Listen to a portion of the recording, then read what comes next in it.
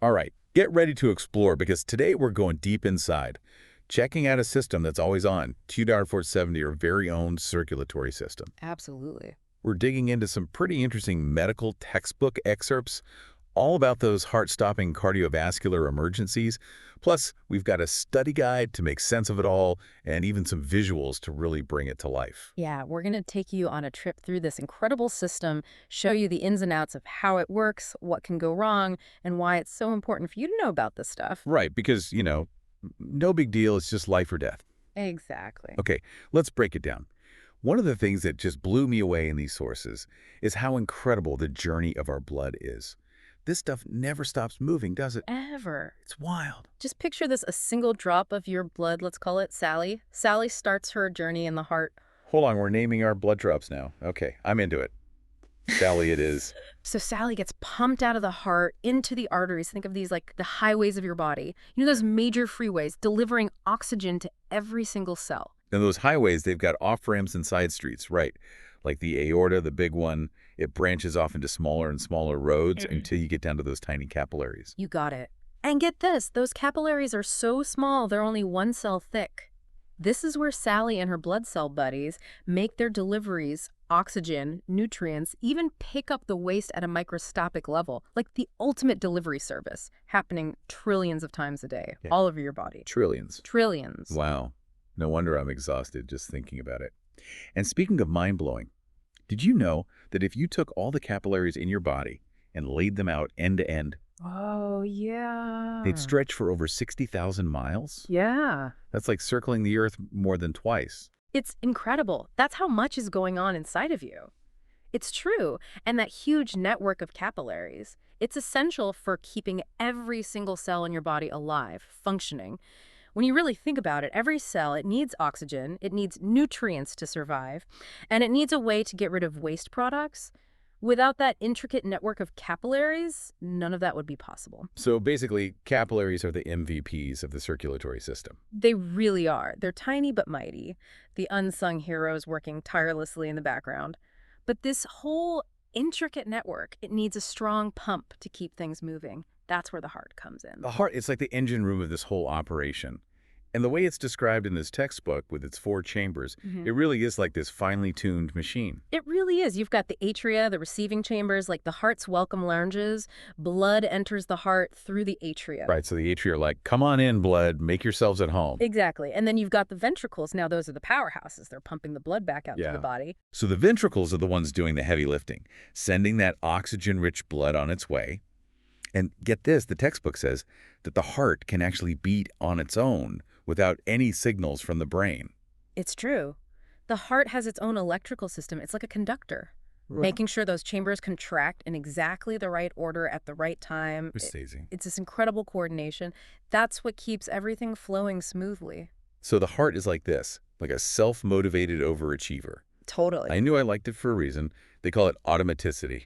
Oh, I love that word. Way cooler than my heart beats by itself. Right. So much cooler. It really highlights how amazing the heart is. And all this intricate pumping, it's essential for maintaining blood pressure.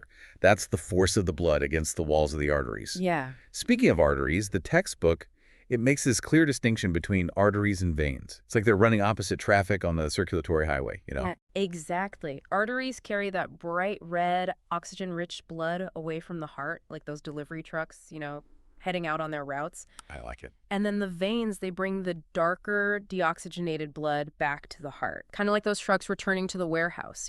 Okay, so it's like a constant loop with the heart as the central hub. It is. It's a beautiful design. Arteries going out, veins coming back in. Yeah. And then there's blood pressure. The study guide actually had a great analogy for this. Imagine squeezing a garden hose.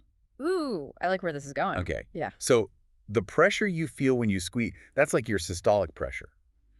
The top number in a blood pressure reading when the heart contracts and pushes the blood out. Yes. And then that pressure when you release the hose, that's like diastolic pressure, the bottom number, when the heart relaxes between beats. Exactly. That makes so much sense. Such a good analogy. So why is it such a big deal to keep your blood pressure in check? Well, it all comes down to perfusion. That's the delivery of oxygen and nutrients to every single cell in your body. If your blood pressure is too high or too low, it can mess with that whole delivery system and cause some serious problems. So it's like having the right amount of pressure in the hose to water your prize-winning roses. Exactly. Too much, you blast them away. Too little, and they wilt. Exactly. You need that just right pressure to keep things healthy. And just like with your roses, maintaining that healthy blood pressure, it's absolutely essential for the health of your entire body. Okay, so we've got our blood flowing, heart's pumping, house pressure's in check. Yeah. We're good. You would think so, but unfortunately, no. Uh-oh. Yeah. The circulatory system, just like any well-oiled machine, can run into some problems. And some of them, well, they can be pretty serious. Yeah, this is where I start to get a little nervous. Yeah. The medical textbook really dives into some intense situations like what happens when the circulatory system just goes haywire? It's like one of those disaster movies, but happening inside your own body. It really is. There are some serious conditions that can affect your heart and blood vessels. Right.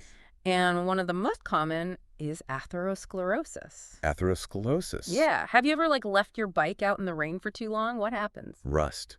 You're saying like rust forming inside my arteries. Exactly. Except instead of rust, it's plaque. This sticky stuff made of fat, cholesterol, all those things. Over time, it builds up inside the arteries, makes them narrower, stiffer. So it's like, back to our highway analogy. Yeah. It's like someone's dumping gravel onto the road, making it harder for the cars to get through. Exactly. Exactly. And just like that traffic jam, that restricted blood flow, it's a big problem. Yeah. Because it means less oxygen, fewer nutrients getting delivered to your organs, tissues. Makes sense. But it gets even scarier. No. The textbook also talks about blood clots, those sneaky little troublemakers. Blood clots. Are those like the clumps you get in gravy when you don't whisk it properly? Kind of. Yeah. Except in this case, that clump is happening inside your blood vessels. Doctors call it a thrombus.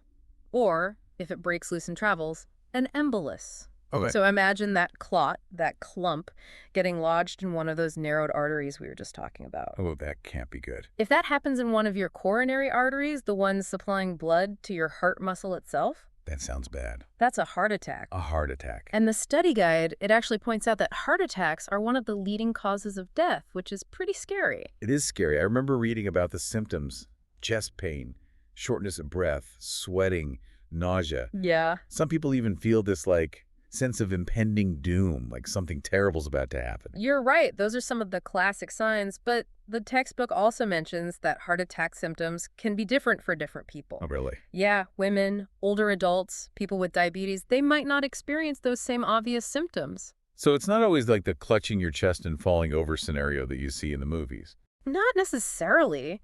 Someone might just feel a tightness in their chest or pain in their arm, their jaw. They might even just feel really exhausted, lightheaded. Wow. The important thing is to recognize that any unusual discomfort, especially in that chest area, could be serious. Right. Don't ignore it. Don't mess around with heart stuff. Exactly. Early intervention is key when it comes to heart attacks. And thankfully, there have been some amazing advancements in how we treat heart problems. That's good to hear. The textbook mentioned bypass surgery, which sounds pretty intense. Bypass surgery, is that where they take a detour around the blocked artery? You got it. They literally create a new route for the blood to flow, bypass the blocked section. It's a major surgery, but it's been a lifesaver for so many people. Wow. The things that they can do these days is just mind-blowing. But the textbook also talked about some less invasive procedures like angioplasty and stents. Yes. Those sound a little less like a construction project in your chest. Definitely less invasive. With angioplasty, they thread this thin tube with a tiny balloon on the end up to that blockage in the artery. Then they inflate the balloon, which pushes the plaque against the artery walls, opens up the passage. It's like those little expanding sponges you use to clean glassware. Yes. Except it's your arteries instead of glassware. Exactly. And it's blood instead of soapy water. Hmm. Okay. Maybe Yes. not the best analogy. Yeah, I see where you're going with it. But you get the idea. And a lot of times they'll put in a stent during the angioplasty, right? They do. Those little mesh tubes. Yeah. It's like scaffolding to keep the artery open. It's amazing how tiny those things are. It's incredible. And those minimally invasive techniques, it often means smaller stars, faster recovery times, fewer complications for patients. Wow.